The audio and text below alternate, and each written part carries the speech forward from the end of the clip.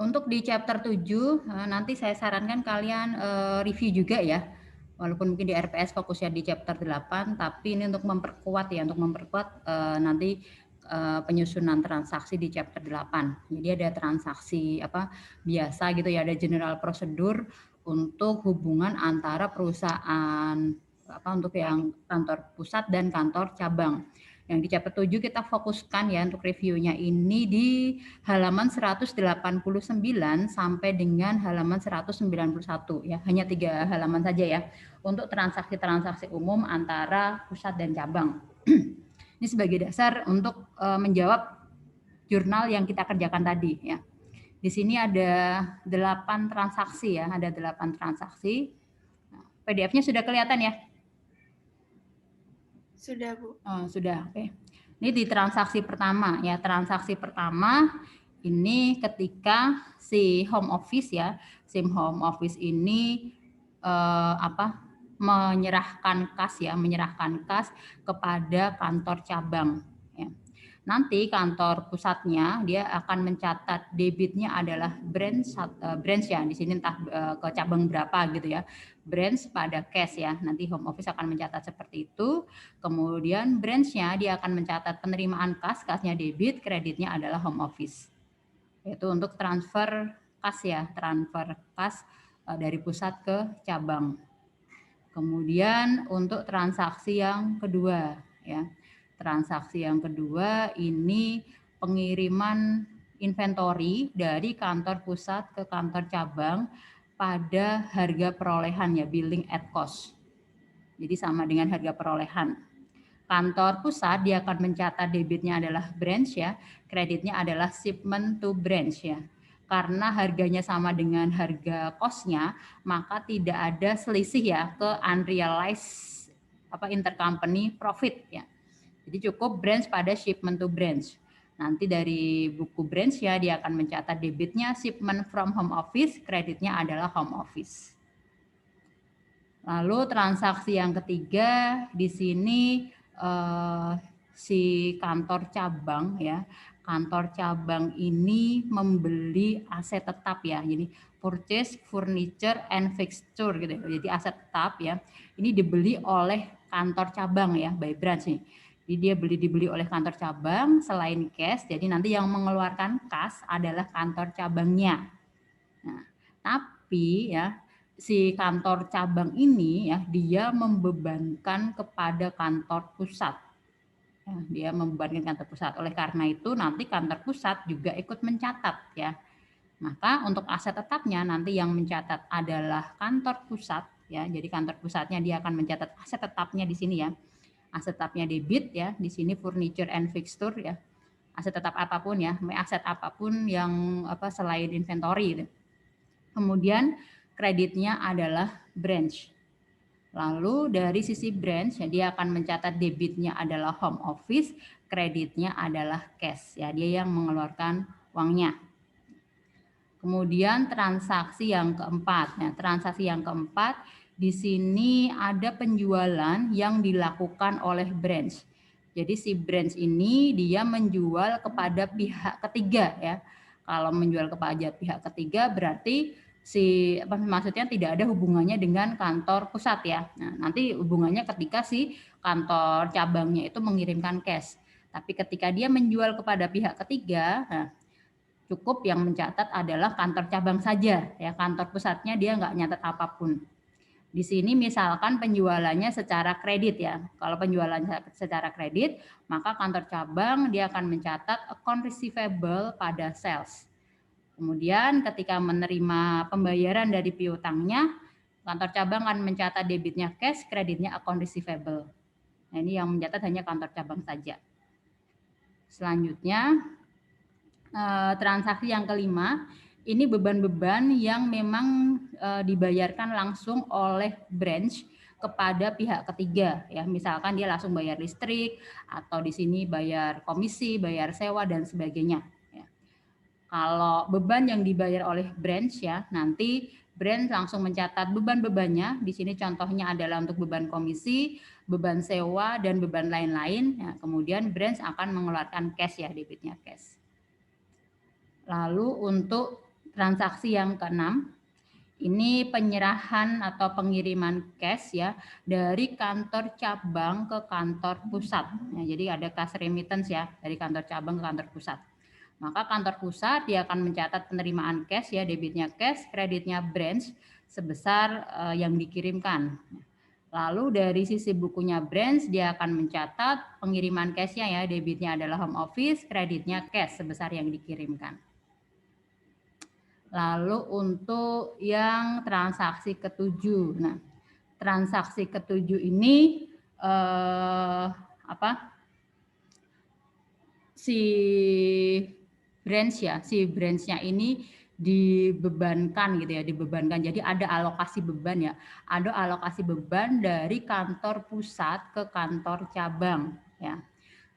Di sini contohnya si branch-nya ini dia dibebankan atas asuransi, kemudian untuk depresiasi aset tetapnya, kemudian ada utang pajak ya, dan juga ada bunga. Kalau ini beban advertising dulu ya, ada beban advertising, kemudian yang ini ada bunga ya.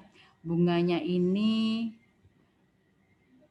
adalah si kantor pusatnya ya, si kantor pusatnya dia berinvestasi kepada kantor cabangnya.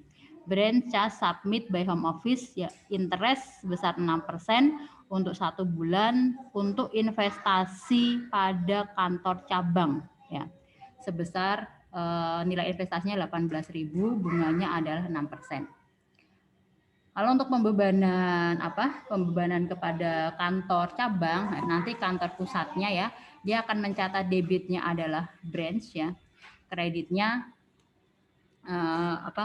untuk yang pertama ini untuk asuransi ya, yang pertama untuk asuransi, maka nanti si home office-nya dia akan mengkredit ya, akan mengkredit prepaid insurance-nya.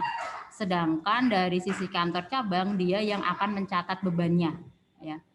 Jadi kantor pusat dia akan mencatat branch pada insurance expense, kalau kantor cabang dia akan mencatat debitnya adalah insurance expense ya, kreditnya adalah home office.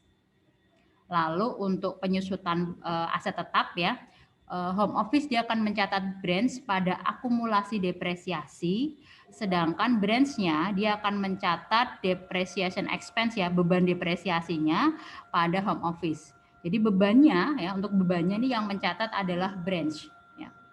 Kemudian yang ketiga untuk pajak ya, untuk pajak.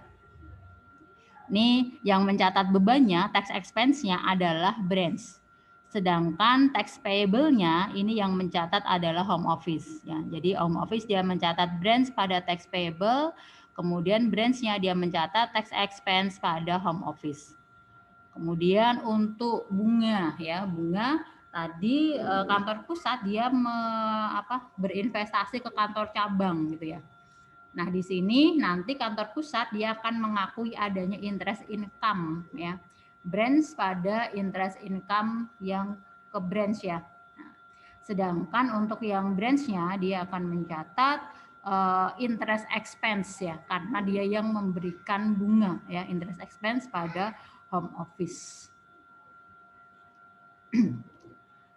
Kemudian transaksi yang ke-8 ya, transaksi yang ke-8 ini untuk jurnal penyesuaian dan jurnal penutup. Ini hampir sama seperti yang kita bahas di chapter 8 ya. Nah, ini enggak beda jauh nih. Menutup seluruh akun nominal ya. Kemudian branch-nya dia akan mengakui income summary ya. Nanti pusatnya dia akan mengakui sebagai branch income ya.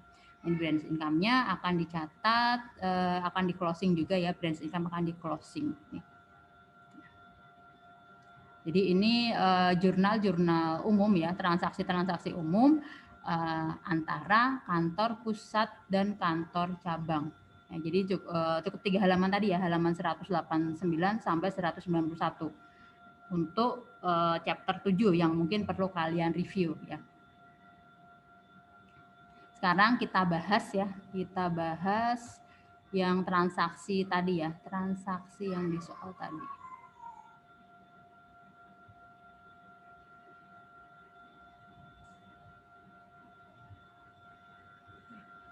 Excel-nya sudah kelihatan ya? Sudah, Bu. Sudah, Bu. Oke. Ini ada transaksi dari tanggal 2 Agustus sampai dengan tanggal 30 Agustus ya. Kita bahas transaksi yang pertama di tanggal 2 Agustus ya. Kantor pusat mengirimkan uang dan peralatan kantor, aset dicatat sebagai aset tetap ke kantor cabang masing-masing sebesar 25 juta dan 55 juta. Nah, tadi menurut jurnal yang didirebin tadi ya, kalau ada transfer aset selain inventory ya, transfer aset selain inventory, maka akan dicatat debitnya adalah branch, kreditnya adalah akun aset yang ditransfer tersebut ya. Jadi ketika transfer cash, nanti kantor pusat dia akan mencatat branch pada cash ya sebesar 25 juta. Kemudian kantor cabangnya dia akan mencatat penerimaan cash debit, kreditnya home office sebesar 25 juta. Kemudian untuk pengiriman aset tetapnya ya, kantor pusat dia mencatat debitnya branch ya, kreditnya equipment sebesar 55 juta.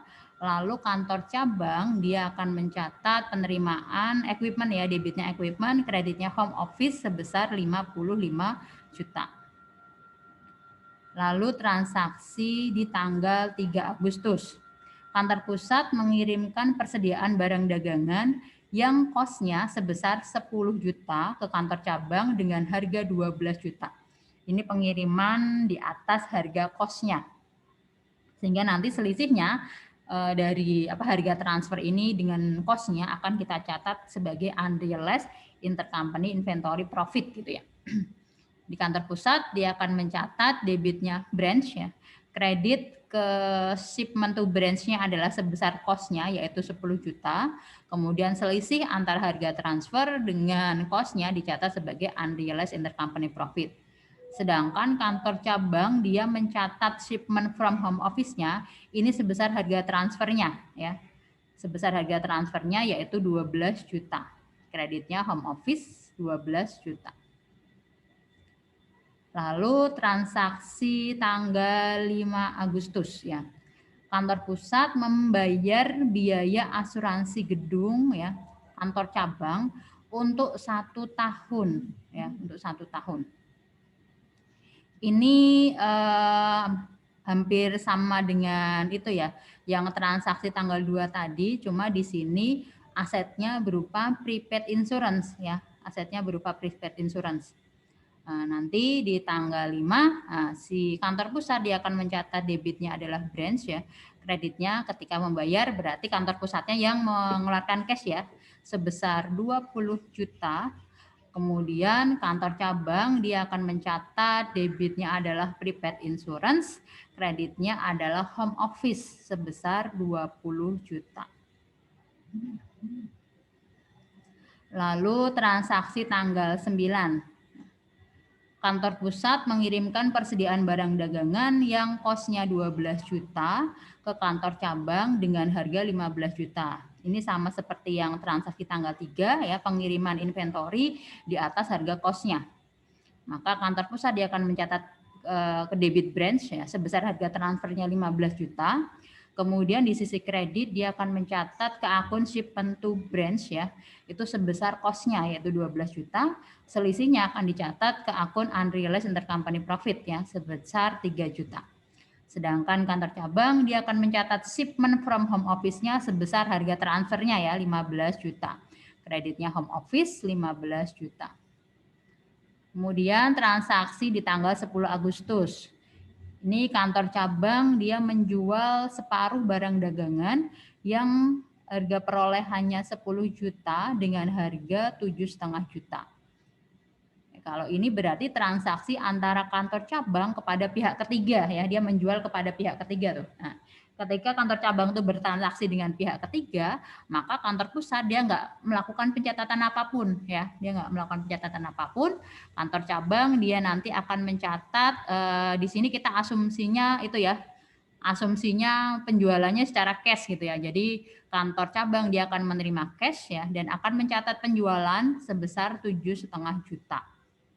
Kalau nanti penjualan secara kredit berarti untuk sisi debitnya tinggal diganti saja account receivable. Lalu transaksi tanggal 14 Agustus. Ini sama seperti tanggal 10 Agustus ya. Cuma ini untuk barang yang harga perolehannya adalah 12 juta. Ini dijual seharga 13 juta. Ini laku terjual 2/3-nya ya. Maka kantor cabang ya, ini sama seperti yang tanggal 10 dia bertransaksi kepada pihak ketiga ya. Jadi kantor pusat dia tidak melakukan pencatatan apapun atas transaksi ini. Kantor cabang dia akan mencatat penerimaan cash dari penjualan ya, asumsinya penjualan secara cash ya. Kreditnya akan mengakui penjualan ya sebesar 13 juta. Selanjutnya tanggal 20 Agustus ya. Kantor cabang membeli 2 unit komputer seharga 15 juta. Kantor cabang melaporkan pembelian ini ke kantor pusat untuk dicatat di kantor pusat. Jadi yang mengeluarkan cash di sini kantor cabang ya, tapi akan dilaporkan ke kantor pusat itu berarti harus masuk ke catatan buku besarnya kantor pusat ya. Jadi yang nanti akan mengakui equipment ya, peralatan di sini adalah kantor pusat. Nah, sehingga transaksi tanggal 20 Agustus kantor pusat dia akan menjurnal debitnya adalah equipment sebesar 15 juta ya. Kreditnya branch ya sebesar 15 juta. Lalu kantor cabang dia akan mencatat pengeluaran cash kredit ya 15 juta, debitnya adalah home office 15 juta. Transaksi tanggal 21 Agustus. Kantor cabang mengirimkan uang ke kantor pusat sebagai setoran hasil penjualan. Ini kas remittance ya. Kas remittance dari kantor cabang, kantor pusat. Jadi pencatatannya oleh kantor pusat dia akan mencatat penerimaan kas ya sebesar 20 juta ya. Kreditnya ke branch sebesar 20 juta. Sedangkan kantor cabang dia akan mencatat pengiriman cash-nya, dia akan mengkredit cash ya, debitnya adalah home office sebesar 20 juta. Lalu tanggal 24 Agustus ya. Tanggal 24 Agustus nih kantor cabang menerima persediaan dari kantor pusat sebesar 22 juta. Ini sesuai dengan harga perolehan ya. Sehingga tidak ada selisih. Kantor pusatnya dia langsung mencatat debitnya branch pada shipment to branch sebesar cost-nya yaitu 22 juta.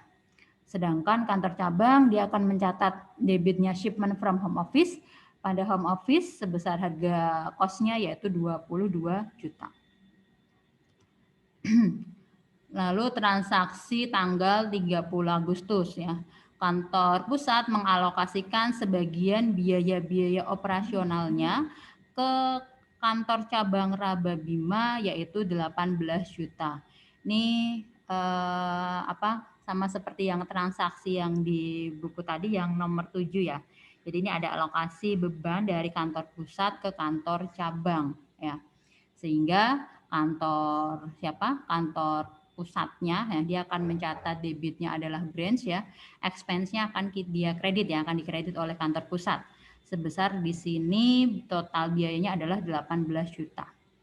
Lalu kantor pusatnya dia akan mencatat kantor cabangnya kantor cabang dia akan mencatat adanya expense ya, kreditnya adalah home office sebesar 18 juta. Ini kalau kita asumsikan seluruhnya adalah sebagai beban ya, sebagai beban operasional.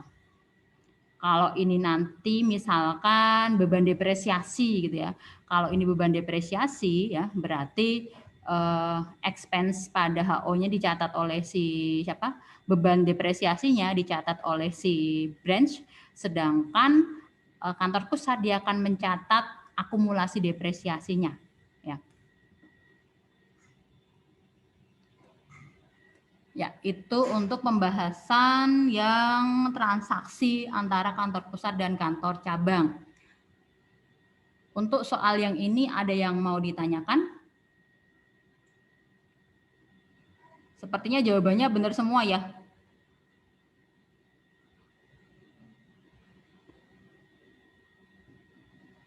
Oke, kalau tidak ada yang ditanyakan, saya lanjut ke yang melengkapi kertas kerja, ya. Yang melengkapi kertas kerja.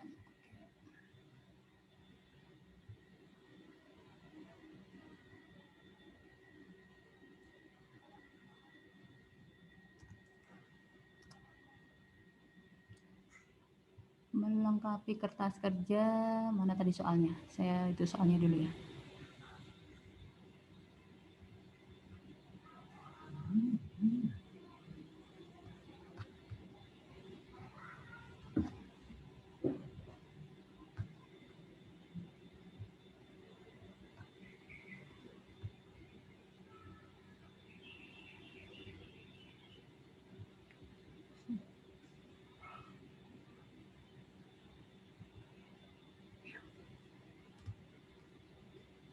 Soalnya sudah terlihat ya? Sudah, Bu. Oke. Di sini ada data ya, ada data untuk neraca saldo setelah adjustment ya. Jadi nanti kita tinggal melengkapi kertas kerjanya saja ya, tinggal melengkapi kertas kerjanya saja ya, dan menyusun laporan keuangan combine ya untuk kantor pusat dan kantor cabang PT Gelora Api Abadi. Kantor pusatnya di Jakarta, kantor cabangnya di Palembang. Tertanggal 31 Desember 2017. Nah, di sini disajikan neraca saldo adjusted neraca saldo ya, adjusted trial balance ya. Debit kreditnya, cash, account receivable, inventory awal ya. Inventory awal ini diperlukan nanti untuk menyusun COGS ya, untuk menyusun COGS. Karena di sini dia ada akun purchase nih, berarti perusahaan menggunakan yang metode periodik ya. Kemudian inventory akhir di sini disajikan ada yang ke balance sheet dan ada yang ke income statement. Kalau yang ke balance sheet berarti nanti untuk mencantumkan inventory inventory akhir yang memang harus muncul di neraca akhir ya. Sedangkan untuk yang merchandise inventory akhir yang di bawah nih yang ke income statement ini dalam rangka menghitung COGS ya, karena COGS akan kita hitung ya, yaitu inventory awal ditambah dengan pembelian dikurangi dengan inventory akhir ya, untuk perhitungan untuk COGS-nya. Di sini informasi tambahannya ya terkait soal ini. Yang pertama ya, kantor pusat mengirimkan barang dagangan ke kantor cabang dengan membebankan harga pokok ditambah 25% margin ya. Lalu persediaan awal branch di tanggal 1 Januari 2017 adalah 75 juta, seluruhnya berasal dari home office. Kemudian persediaan akhir cabang di tanggal 31 Desember 2017 sebesar 35 juta, seluruhnya juga berasal dari home office. Karena ini pengiriman inventorinya itu di atas harga cost ya, maka nanti kita harus ketika menyusun eliminasi ya, berarti kita harus mengeliminasi untuk akun unrealized intercompany profit ya, karena di sini dia pengirimannya costnya untuk harganya itu di atas harga costnya, sehingga nanti untuk persediaan awal dan persediaan akhir ini tidak sesuai cost ya. Nah, untuk persediaan awal dan persediaan akhir tidak sesuai cost. Sehingga nanti di jurnal eliminasi harus kita sesuaikan. Kita akan masuk melengkapi kertas kerja.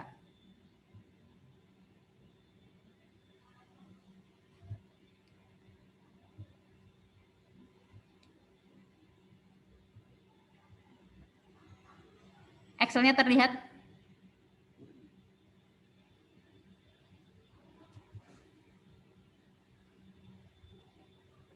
Kelihatan ya file Excel-nya ya? Bu. Sudah, Bu. Ya. Sudah.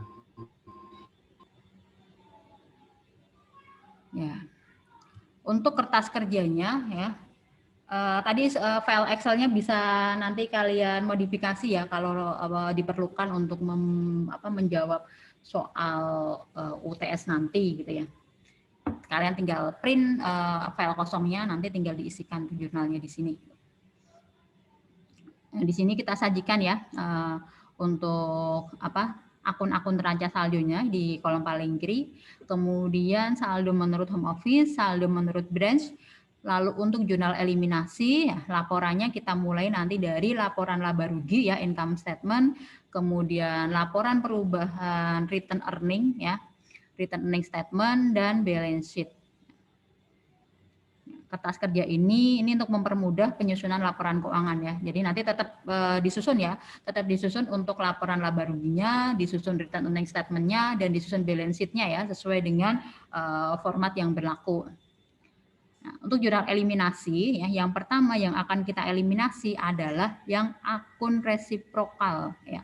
Akun resiprokalnya untuk home dan branch office adalah akun branch dan akun home office.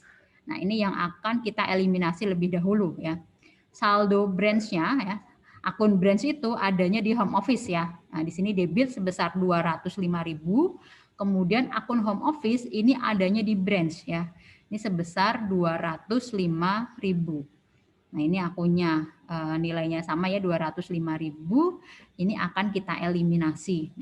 Kalau di sini di neraca saldo adjusted-nya, branch-nya saldonya debit, nah, maka akan kita kredit nih. Akan kita kredit sebesar 205.000, sedangkan untuk yang home office-nya kredit, nah di sini akan kita debit sebesar 205.000. Berarti jurnal yang pertama adalah home office debit 205.000, lalu branch kredit sebesar 205.000. Nah, itu jurnal eliminasi yang pertama. Lalu jurnal eliminasi yang kedua ya. Jurnal eliminasi yang kedua, nah itu untuk penghapusan atau mengeliminasi akun akun resiprokal yang terkait dengan pengiriman inventory ya. Jadi akun shipment from home office akan kita hapuskan. Nah, ini kalau shipment from home office berarti pasangannya adalah shipment to branch ya. Shipment to branch itu juga akan kita hapuskan. Di sini saldo shipment from home office-nya ya. Ini yang memiliki adalah branch ya. Di sini saldonya debit ya, debit sebesar 120.000. Nah, sedangkan untuk akun shipment to branch ya, akun shipment to branch ya, di sini saldonya debit sebesar 100.000. Jadi ada selisih ya. Shipment to branch-nya di sini debit 100.000, kemudian shipment from home office-nya di sini kredit 120.000. Nah, selisih antara shipment from home office dan shipment to branch ya, itu adalah alokasi dari unrealized intercompany profit. Jadi nanti ketika eliminasi untuk selisih jumlah ini ya, selisih antara shipment from HO dan shipment to branch itu closingnya ya, eliminasinya adalah ke akun unrealized intercompany profit. Sehingga jurnal eliminasi yang kedua ya, untuk shipment from home office debit yang 120.000 ini akan kita kredit ya, akan kita kredit nih shipment from home office-nya kredit 120.000.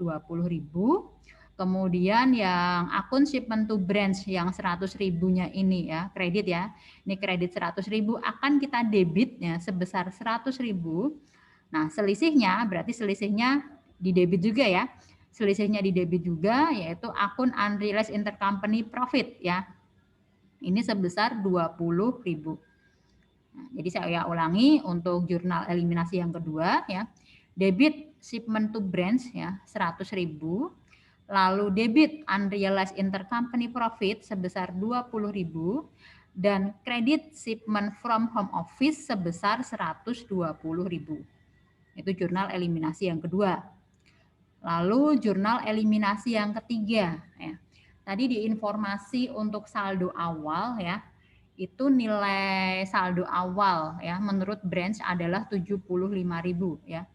Menurut dia adalah 75.000. Nah, 75.000 ini ya, itu kan mencerminkan apa? Mencerminkan senilai 125% ya.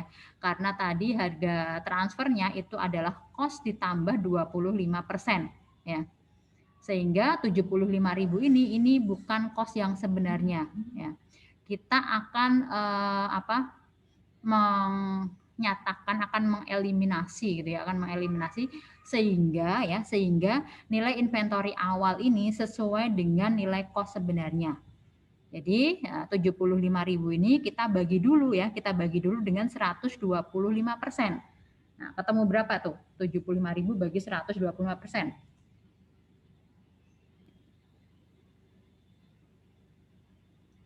Berapa ketemunya? 60.000. 60.000 ya. Jadi 60.000 itu adalah nilai cost sebenarnya dari inventory awal. Sehingga nanti agar menjadi 60.000, maka nilai saldo awalnya ini harus kita eliminasi selisihnya ya. Harus kita eliminasi 15.000. Jadi di sini tadinya kan debit ya, ini saldonya debit 75.000, ini akan kita kredit ya, akan kita eliminasi sebesar 15.000. Nah, pasangannya apa? Nah, ini kan mencerminkan apa tadi, selisihnya itu mencerminkan unrealized intercompany profit ya.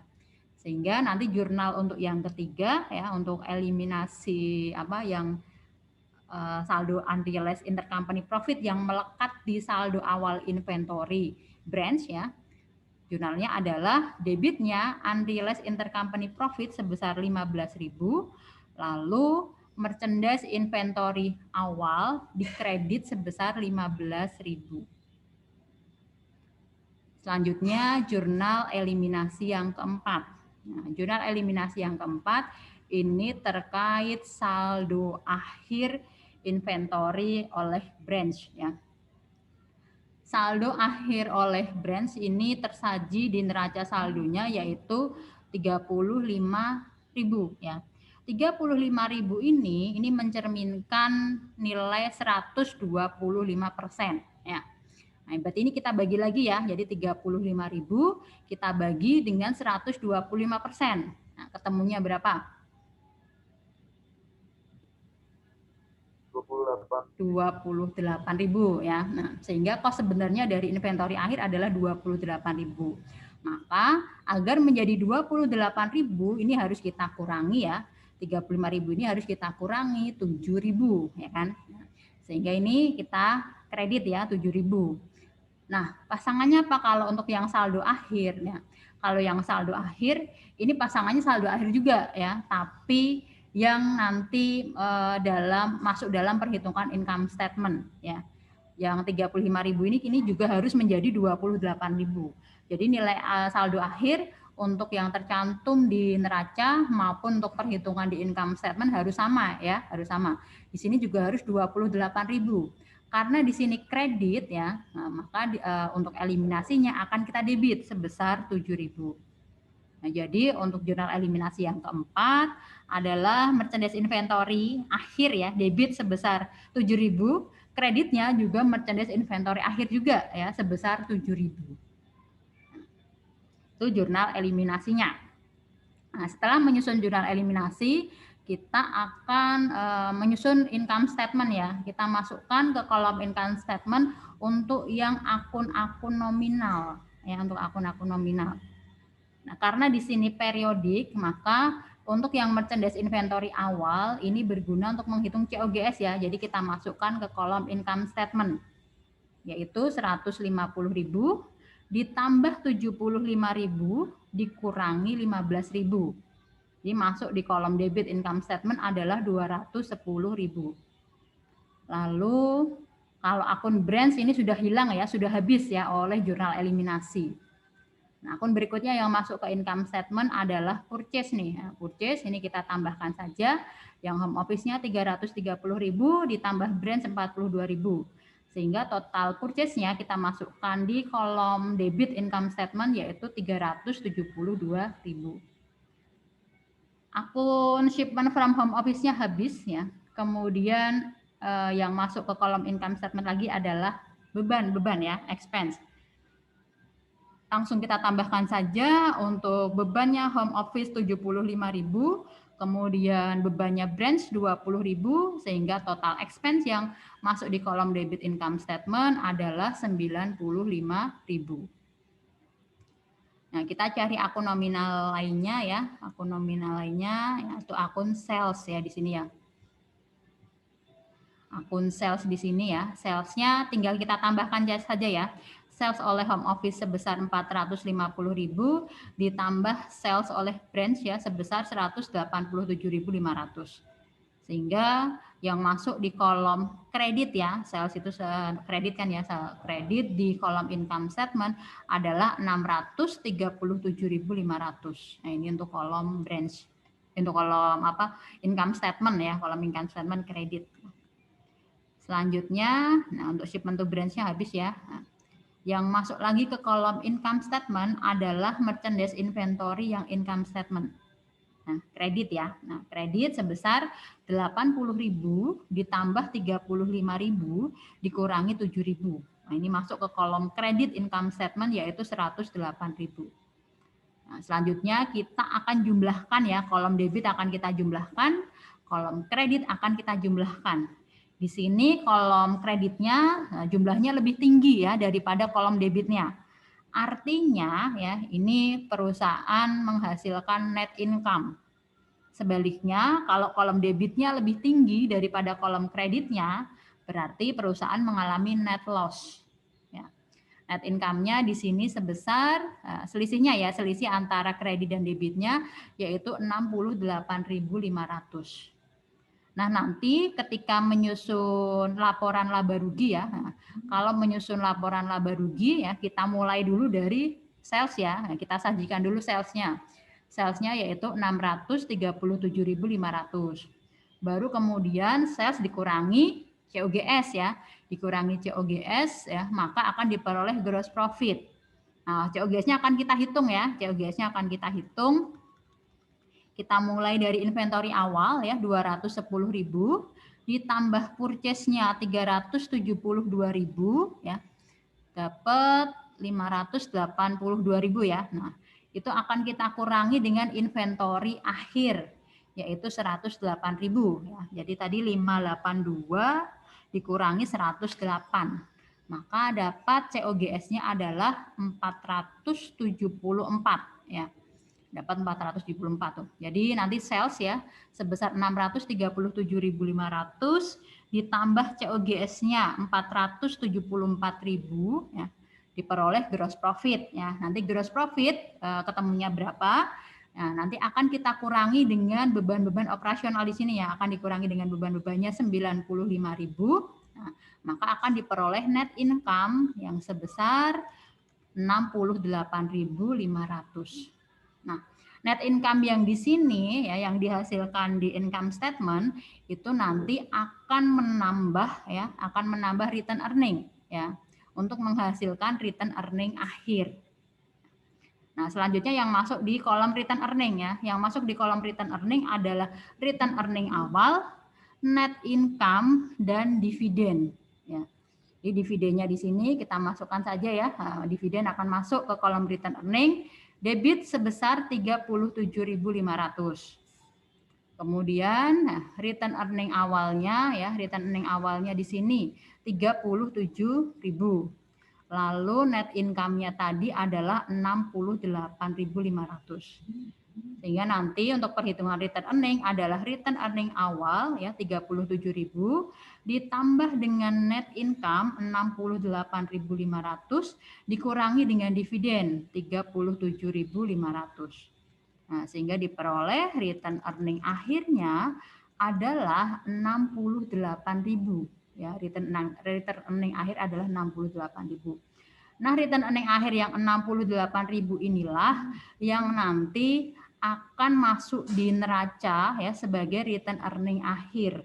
Nah, ingat ya, yang masuk di neraca adalah return earning akhir ya, bukan return earning awal. Jadi 68.000 inilah yang akan masuk di neraca ya, di neraca akhirnya.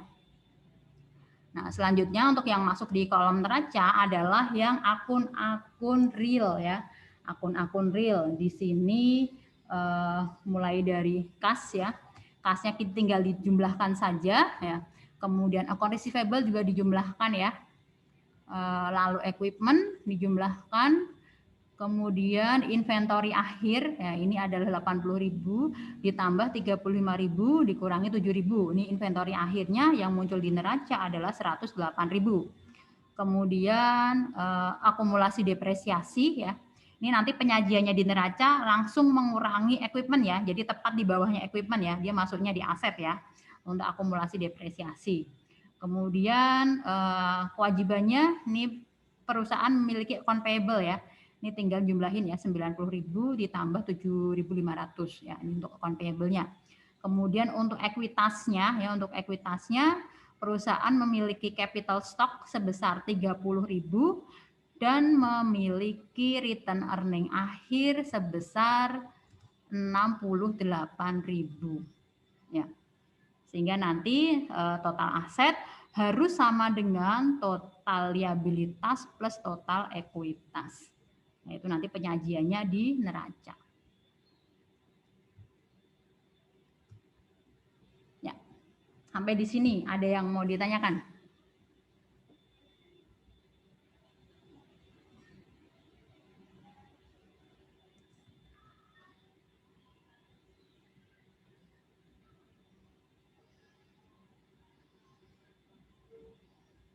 Gampang ya? Gampang sekali. Insya Allah bisa semua ya? Bisa, Bu. Bisa, alhamdulillah bisa ya. Nah, kalau soal ini itu adalah soal 2 tahun yang lalu gitu ya, soal UTS 2 tahun yang lalu. Kalau untuk soal tahun lalu biasanya dari UMP ya, ada pembahasan kan ya? Nah, nanti bisa digunakan tuh untuk belajar. Kalau misalkan ada yang mau ditanyakan, silahkan ya. Jadi materinya sampai dengan sini gitu ya. Tadi ada 5 problem ya, ada 5 problem dan open book ya. Jadi gunakan semua resource kalian ya, kecuali yang resource phone a friend gitu ya. Jadi gunakan kemampuan kalian sendiri dengan resource yang ada ya. Untuk diskusi masih tetap saya buka ya sampai dengan menjelang ujian. Jadi pas ujian aja nggak boleh ya. Silahkan tanyakan apa saja ya dari chapter pembubaran likuidasi sampai dengan untuk yang akuntansi pusat dan branch office.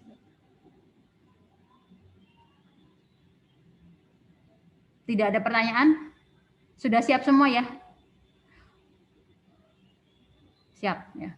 Untuk pembahasan kuis ya dari minggu lalu sampai dengan tadi, insya Allah akan saya kirimkan besok ya filenya ya, akan saya kirimkan besok. Ini saya lihat dulu kelengkapannya. Sudah saya buat sih, tinggal nge-share aja gitu ya.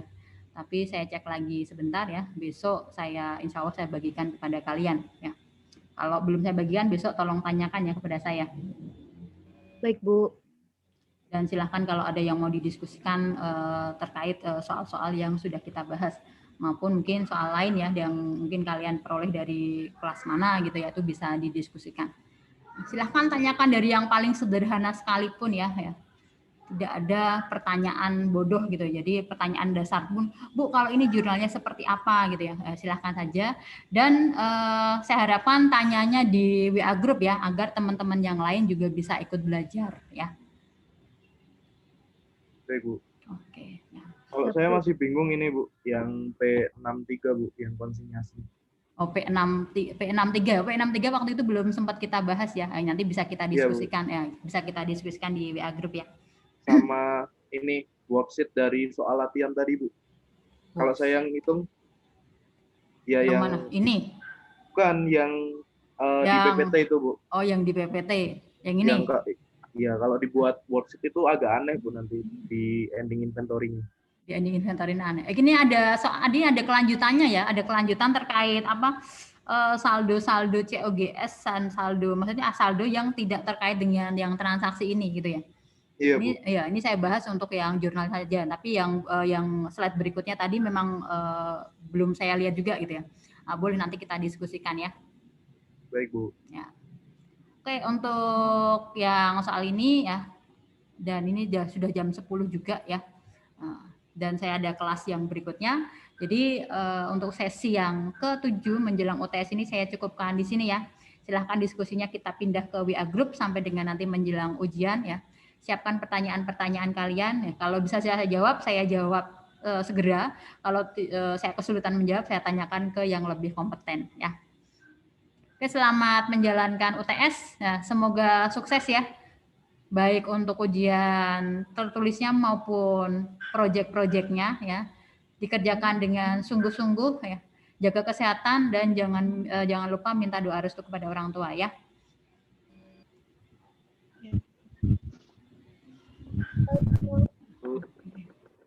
Makasih. Baik, Bu.